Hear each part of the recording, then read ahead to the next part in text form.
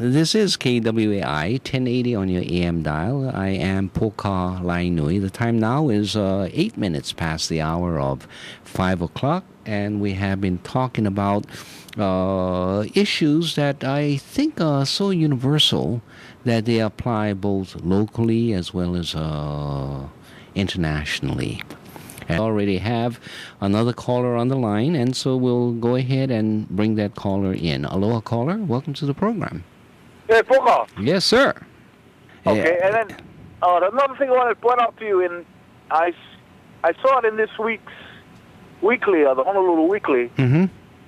and this event had already occurred. I didn't know it happened. I wish I had gone to it when it happened, but you know, they had a sort of a reenactment of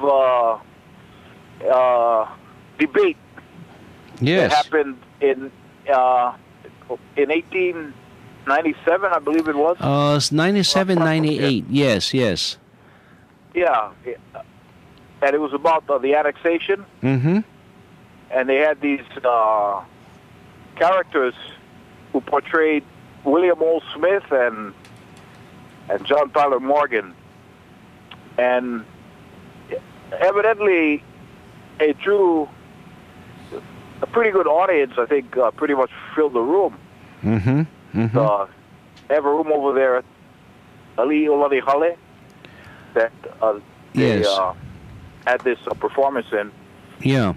And it drew very kind of enthusiastic responses from the audience. Mm-hmm. And the characters of Smith and Morgan spoke. One lady said that if she had tomatoes, she would have used them on the characters. Yeah. And, Dr. John Osorio, Mm-hmm. afterwards, he asked the audience, they had a post-performance discussion with the audience. Yeah.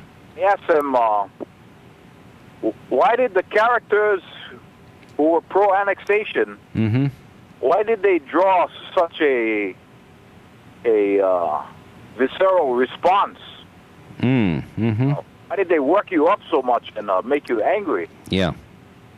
Whereas the characters who were against annexation, you know, they didn't make you want to throw tomatoes at them. Yeah. You know. Mm-hmm. Mm-hmm. And at first, the people in the audience kind of hesitated, and but one young woman spoke up and spoke rather emotionally Mm-hmm. that this is a part of her past, Yes. and it really needs to be recalled. Mm. And it's very important in that way. And another thing was that these pro-annexationists used expressions like Aryan justice. I'm sorry. What was the expression? Aryan justice. Oh, okay. All right. Yeah, you know, like Aryan justice. okay, yeah, Yeah. Aryan justice. Yeah. Mm-hmm. And in other words, we're referring to white supremacy. Yeah. Of course. Yeah. Yeah. Mm-hmm. And also the term manifest destiny. Mm-hmm. And you know, again, a reference to it's like some kind of divine appointment, yeah, to take over. Right. Very similar to the Monroe Doctrine, which was part of that manifest destiny idiocy that was followed. Yeah. This event was held by a group. I think it's called Maipoina. Mm-hmm. Don't forget. Yeah, and they like to have these events to educate the public. Yeah.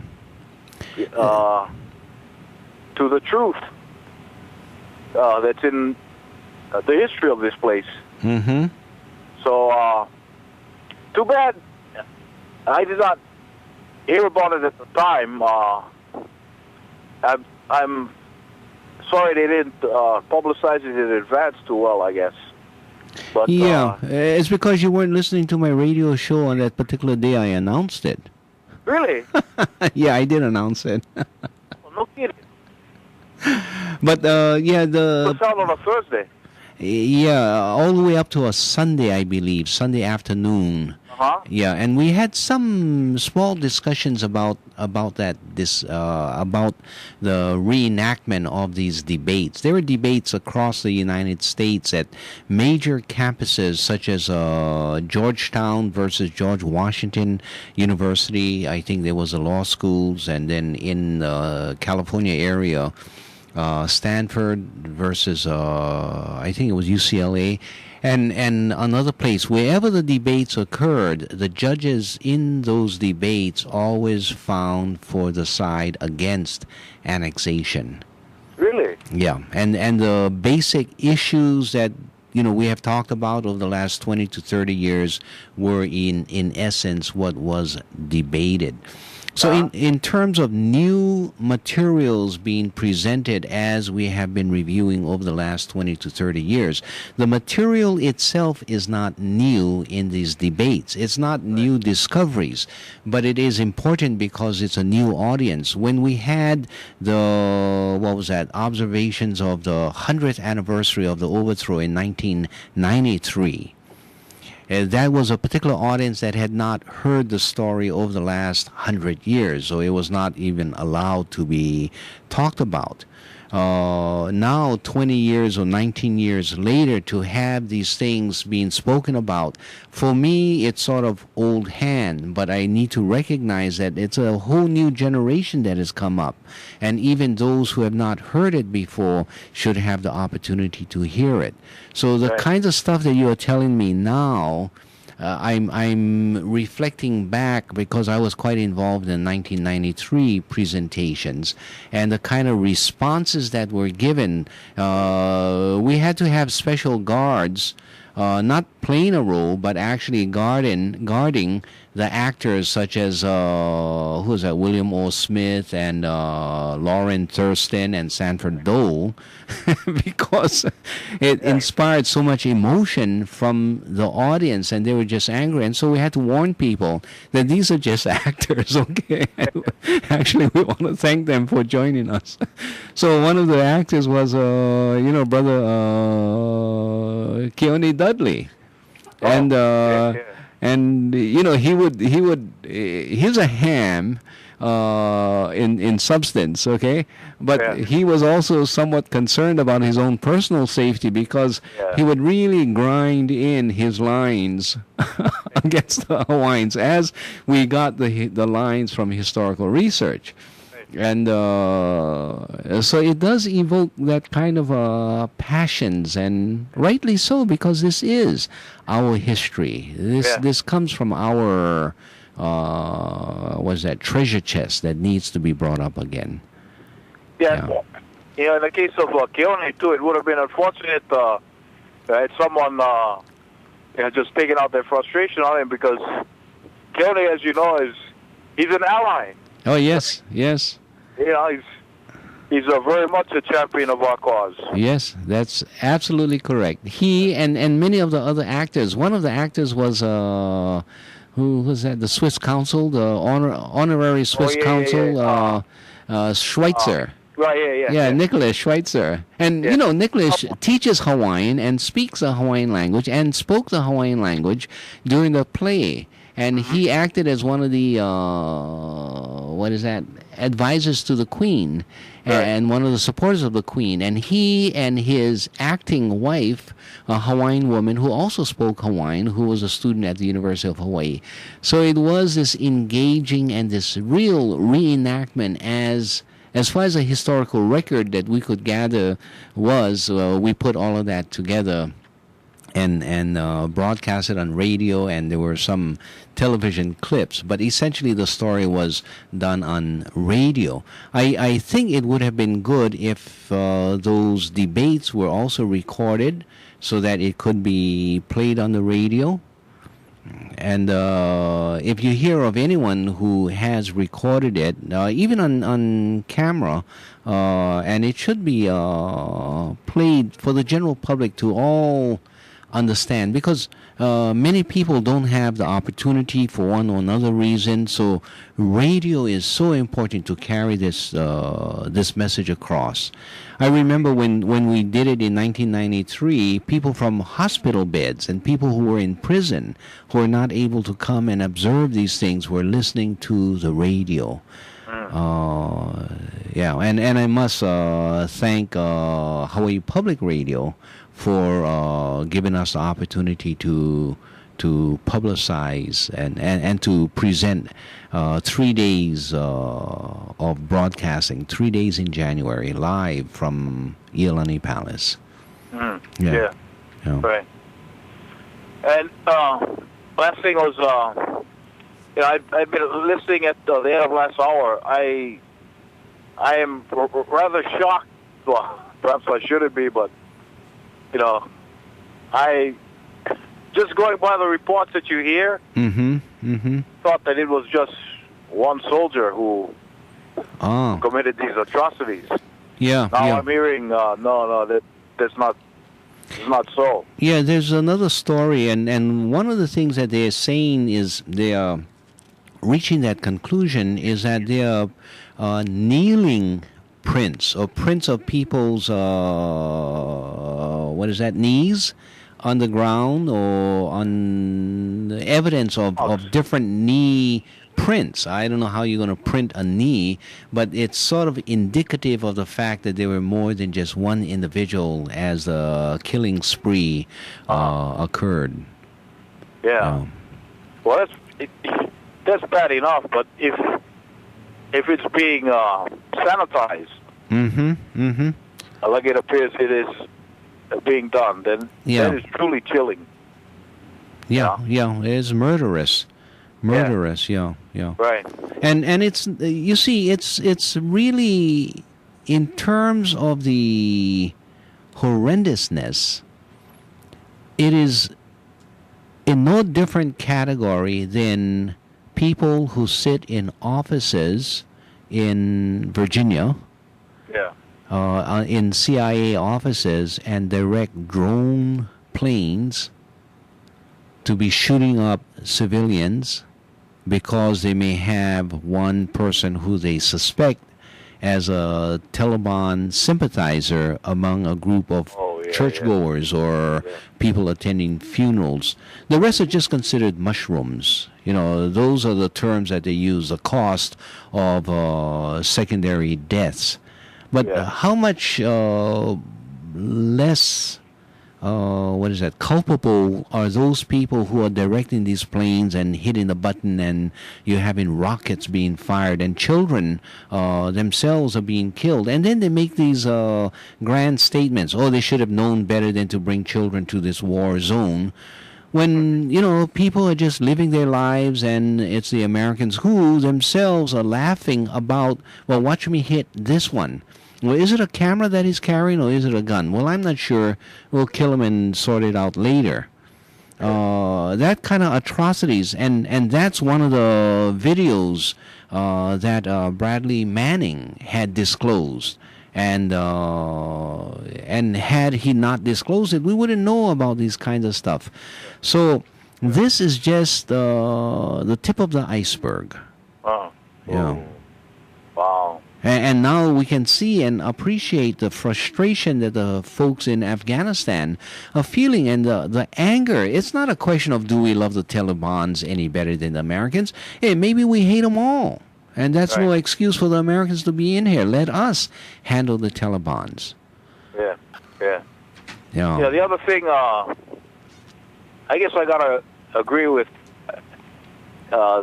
this point of view, is that if this guy that they are... Huh? No, go ahead. Yeah. This guy who is accused of these atrocities. Yes. If he was in a mental state where he could do this kind of thing, and if it was brought on by all of the experiences he's had over about the last 9 years. Yeah. He's been in a combat zone before, and I think not just once, I think repeatedly, yeah. And why didn't they? In fact, I think he said he didn't want to go to Afghanistan. Yeah. And he may have displayed some signs indicated that he needed help. And why was he sent there again?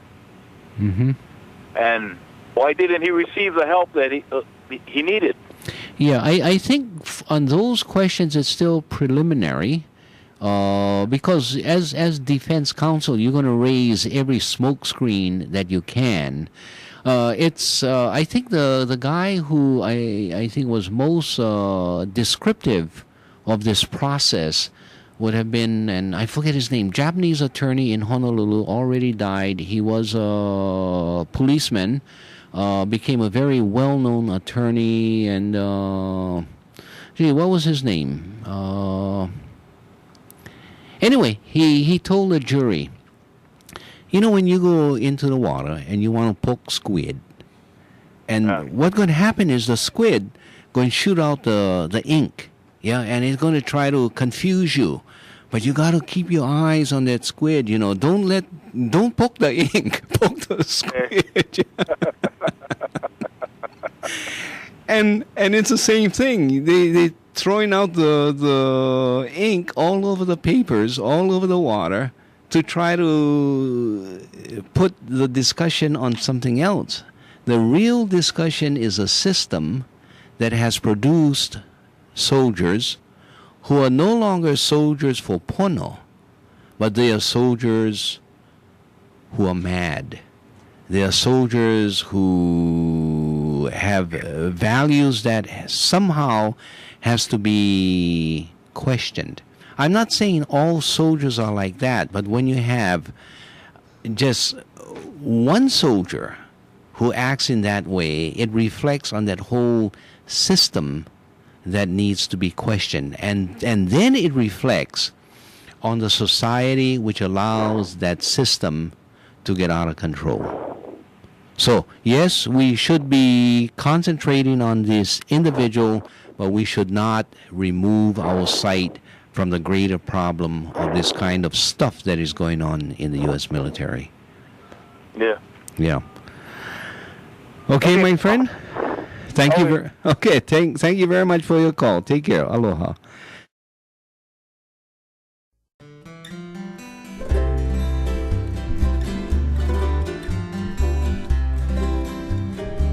Kaulana na pua o Hawaii,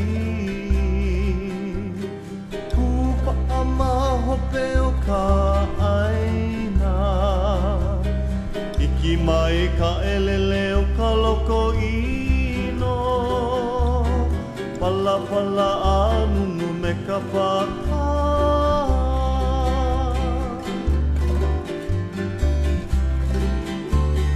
Pane mai Hawaii moku o ke ave,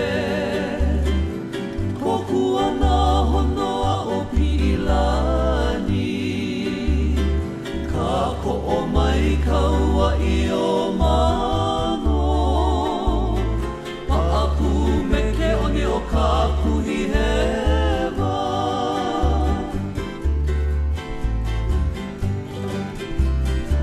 Aolea e kau I ka pulima, Maluna o ka pepa o ka enemi, Po'ohui ai nā ku ai hewa, I ka pono sivila a